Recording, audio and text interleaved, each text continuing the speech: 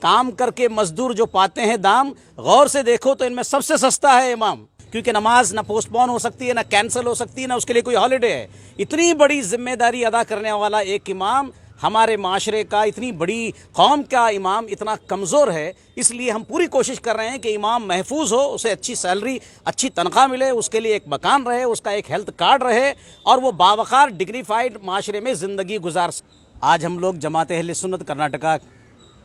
کے plate form سے سید تنویر ہاشمی صاحب جو ہمارے صدر محترم ہیں، ان کی قیادت میں علماء اور ذمہ داران اور جماعت اہل سنت کے اسٹیٹ اور بنگلور سٹی برانچ کے ذمہ داروں کے ساتھ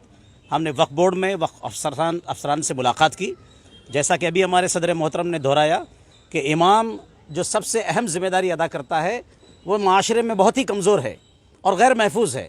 قرآن کریم میں تو اللہ تعالیٰ فرماتا ہے یوم ندعو کل اناس بامامہم، قیامت کے دن بھی اللہ تعالیٰ کی بارگاہ میں امام کی قیادت میں لوگ حاضر ہوں گے۔ تو دنیا میں بھی اس کا مرتبہ عظیم ہے، اللہ تعالیٰ کی بارگاہ میں بھی اس کا مرتبہ عظیم ہے، اور وہ ہماری عبادتوں کا وکیل ہے اللہ تعالیٰ کی بارگاہ میں، مگر آج بڑا غیر محفوظ ہے۔ بہت ہی معمولی اعزازیہ اور تنخواہ کے ساتھ وہ 24 گھنٹے ڈیوٹی انجام دیتا ہے۔ برس کے 12 مہینے میں کوئی مہینہ اس کے لیے چھٹی کا نہیں ہے، ہفتے میں ایک دن بھی اس کے لیے چھٹی کا دن ہے، کیونکہ نماز نہ پوسٹ پون ہو سکتی ہے، نہ کینسل ہو سکتی ہے، نہ اس کے لیے کوئی ہالیڈے ہے۔ اتنی بڑی ذمہ داری ادا کرنے والا ایک امام ہمارے معاشرے کا، اتنی بڑی قوم کا امام اتنا کمزور ہے، اس لیے ہم پوری کوشش کر رہے ہیں کہ امام محفوظ ہو، اسے اچھی سیلری، اچھی تنخواہ ملے، اس کے لیے ایک مکان رہے، اس کا ایک ہیلتھ کارڈ رہے، اور وہ باوقار ڈگنیفائڈ معاشرے میں زندگی گزار سکے۔ کام کر کے مزدور جو پاتے ہیں دام، غور سے دیکھو تو ان میں سب سے سستا ہے امام۔